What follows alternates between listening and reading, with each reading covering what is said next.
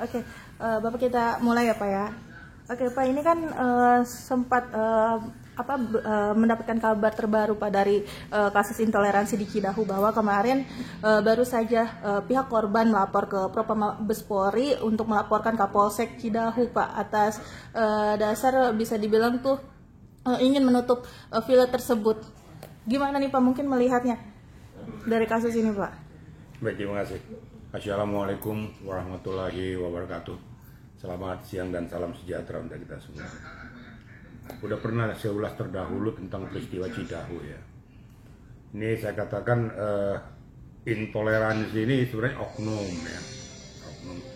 Tidak secara general rakyat Indonesia ya. Rakyat Indonesia butuh kedamaian. Jadi penggunaan intoleransi ini juga harus kita minimize gitu ya. Ini ulah oknum-oknum aja untuk membuat suatu pokok permasalahan, membuat gaduh karena pemikiran yang sempit tentang Bhinneka Tunggal Ika. Nah, sekarang langsung kita ke pokok permasalahan. Kalau dari pihak korban tuh melaporkan ke Propam Mabes Polri ya tentang suatu peristiwa ini, itu saya rasa ya manusiawi ya. Tinggal nanti dari pihak Propam Mabes Polri ataupun nanti dilimpahkan ke Polda Jawa Barat meneliti, menelaah peristiwa ini, apakah ada perbuatan, dugaan perbuatan tindak pidana yang dilakukan oleh Kapolsek. Nanti tinggal kita lihat bukti-buktinya, apakah Kapolsek bersama dengan petugas desa setempat pernah nggak mengeluarkan statement kepada si korban mau menutup rumah ibadah itu. Kalau pernah itu terjadi berarti Kapolseknya itu nggak bener. Itu bukan tugas pokok fungsi daripada Kapolsek. Tugas pokok fungsi daripada Kapolsek itu adalah menjaga ketertiban umum, memberikan kenyamanan, keamanan bagi masyarakat. Tentang aturan dan peraturan pemerintah tentang situasi kondisi itu bukan urusannya polisi. Ini kadang-kadangnya itu akibatnya apa? Karena pola pemikiran yang sempit. Kalau memang itu benar terjadi, segera tindak lanjuti, diperiksa yang bersangkutan, termasuk orang-orang yang bersangkutan yang berkaitan dengan peristiwa itu. Gitu kira-kira ya. Oke. Bahkan tak hanya itu Pak, sejumlah perangkat desa seperti pihak RT-nya juga sempat dilaporkan atas penistaan agama. Masuknya ke penistaan agama. Gimana nih Pak mungkin melihatnya Pak? Ya, kembali lagi saya katakan, apapun isi pelaporan itu tentu harus dilambari dengan bukti-bukti yang kuat. Jadi kalau hanya berkata katanya ya nggak benar. Tapi kalau penistaan agama dibuktikan dengan voice ataupun dengan WA atau sebagainya, itu nanti akan ditindaklanjuti. Gitu. Jadi kalau RT RW itu melakukan tindakan itu tindakan sepihak, bukan atas nama hukum. Cuma yang saya sesalkan memang pada saat peristiwa itu terjadi, ada oknum anggota polisi dan TNI di situ yang hadir, cuma melihat aja suatu peristiwa itu, tidak melakukan pencegahan terhadap situasi kondisi itu. Nah, orang-orang yang di lokasi harus diperiksa polisinya itu, ataupun siapa itu yang berbaju luar yang ada di sana tuh. Harusnya dia sebagai unsur pengaman tuh memfilter, kemudian meminimais jangan sampai terjadi bentrokan yang mengakibatkan timbulnya peristiwa baru atau korban baru atau penganiayaan. Kalau ada terjadi perlawanan kan berarti terjadi pertikaian, kerusuhan. Terus ngapain di situ dan nonton? Nah, itu saya katakan tuh pola pemikiran sempit, tidak mau berpikir bagaimana menyelesaikan peristiwa itu. Itu yang sangat sesalkan. Saya justru berharap polisi yang hadir di lokasi itu diperiksa segera itu. Nggak benar, polisi nggak benar itu. Dari mana dia belajar Tribrata dan Catur Prastia tuh? Nggak benar. Itu kira-kira. Jadi menurut hemat saya apa yang dilakukan oleh para korban silakan saja. Tapi semua pun itu adalah bukti pembuktian. Apakah yang dilaporkannya benar bahwa sang Kapolsek itu pernah mengeluarkan statement ataupun memanggil daripada yang punya rumah tinggal. Ingat, itu bukan rumah ibadah, rumah tinggal. Nanti kalau kita berpikir kepada yang sebelah, kok itu enteng-enteng aja. Pokoknya mayoritas nggak ada. Ini negara Republik Indonesia, negara yang berlandaskan Pancasila dan Undang-Undang Dasar 1945. Jadi semua itu sama di mata hukum.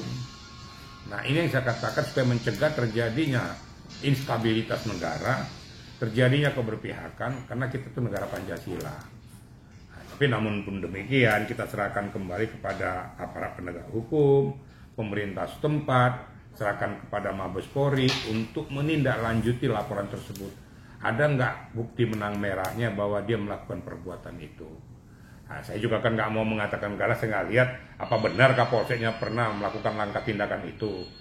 Nah, tentu nanti dari pihak Paminal Mabes Polri atau bekerja sama dengan Polda Jawa Barat akan turun melihat benar atau tidak. Tentunya mereka akan diperiksa. Ya, menurut hemat saya yang paling utama diperiksa itu petugas keamanan yang hadir di lokasi itu yang harus diperiksa tuh. Kamu hadir di sana atas perintah siapa? Kalau perintah Kapolseknya ngapain kamu di situ? Nonton atau memfilter atau menangani sampai jangan terjadi peristiwa yang baru. Kira-kira gitu ya. Berarti bisa dibilang patut disayangkan ya Pak ya, ketika terjadinya peristiwa tersebut, tetapi pihak pengamanan tidak tindak lanjut mungkin. Bukan patut disayangkan lagi, suatu perbuatan yang ceroboh ataupun suatu perbuatan saya bilang bodoh ya bodoh, atau mungkin dia berpikir sentris sempit. Ya, kemungkinan dia punya agama tertentu, merasa itu temennya ya dia biarin aja. Keberadaan mereka atas perintah siapa? Kalau memang terjadi situasi kondisi yang ada di situ, seharusnya melaporkan kepada pimpinannya biar itu bisa dicegah. Diambil langkah-langkah hukum, diambil langkah-langkah antisipasi, bukan menonton. Kalau menonton nggak usah pakai dinas kalau di situ. Saya juga sangat sebal juga ngeliat yang petugas polisi itu melihat-lihat aja di lokasi itu. Ngapain kau di situ? Ngapain kau digaji negara? Kalau tidak membela rakyat, kalau tidak membela apa yang harus kau hadapi supaya jangan terjadi bentrokan. Percuma dong kau digaji negara. Kira-kira gitu ya. Oke Pak, ini kan juga dari pihak kuasa hukum korban sempat mengatakan bahwa dari pihak Komnas HAM ketika meninjau langsung lokasi tersebut sempat adanya diduga mendapatkan intimidasi dari Polsek Cidahu, seperti selalu membututi ketika pihak Komnas HAM ingin menggali informasi lebih lanjut kepada korban. Gimana nih Pak mungkin? Ya kalau ada intimidasi itu suatu perbuatan yang tidak bagus ya. Makanya Komnas HAM itu juga turun harus didampingi dari pihak kepolisian atau pihak aparat penegak hukum atau pihak pemerintah setempat. Kalau memang mau gali itu gak usah takut, gali aja. Oh, kalau sudah ditemui anggota aparat penegak hukum kenapa takut? Jadi kalau saya pengen intimidasi catat saja. Bila penting yang melakukan intimidasi itu yang perlu layak dicurigai. Harus diperiksa kalau memang dia melakukan perbuatan-perbuatan itu. Tapi kalau namanya mengintip, mengintai, ya itu kan syakwasangka saja. Yang penting dia tidak melakukan counter attack kepada yang datang ke lokasi tersebut. Ya kalau melihat dari jauh kemungkinan dia mau nonton. Jangan merasa langsung saya sudah diintip-intip, diintimidasi. Buktinya apa? Kan harus pembuktian semua.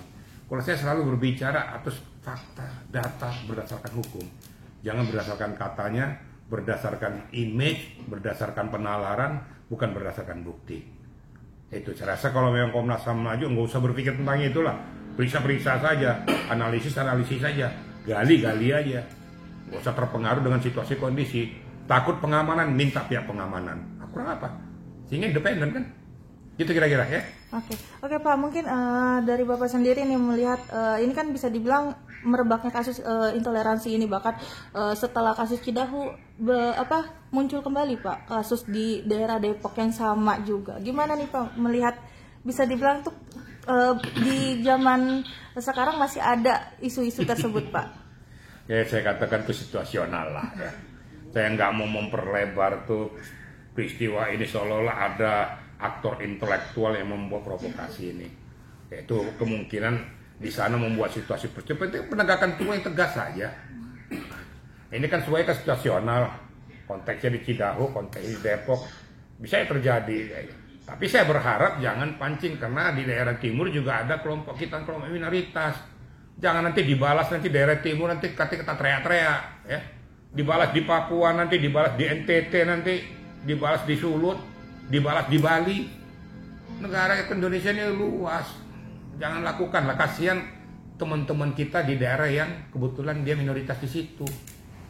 Jangan pancing-pancing, kan mereka juga punya harga diri juga. Udahlah, berpikir kesatuan negara Republik Indonesia aja lah.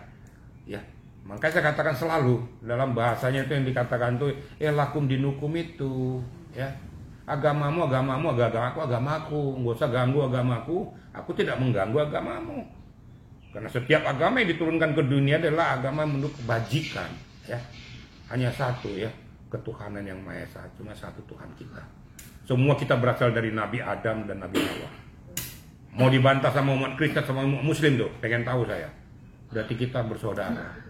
Jadi jangan gara-gara arah kita, ya, junjungan kita tuh semuanya tuh, mau Yesus Kristus, mau Nabi Muhammad, itu semuanya berpijak kepada satu, ya, Allah yang Maha Besar. Nggak ada yang lain. Jadi otak kita tuh jangan sempit gitu loh. Saya juga banyak keluarga saya Muslim, ya. Kakak kandung saya banyak yang Muslim kok, adik saya, bahkan saudara-saudara saya gitu loh. Tapi kami demokrasi semua. Keluarga istri saya tuh mayoritas Muslim. Karena istri saya tuh orang Sukabumi juga. Saya tahu peristiwa semua. Saya sangat menyayangkan gitu loh. Jadi saling menghormati aja lah. Saya juga menghormati kok. Gitu. Kenapa? Jadi marilah sama-sama kita berpikir jernih.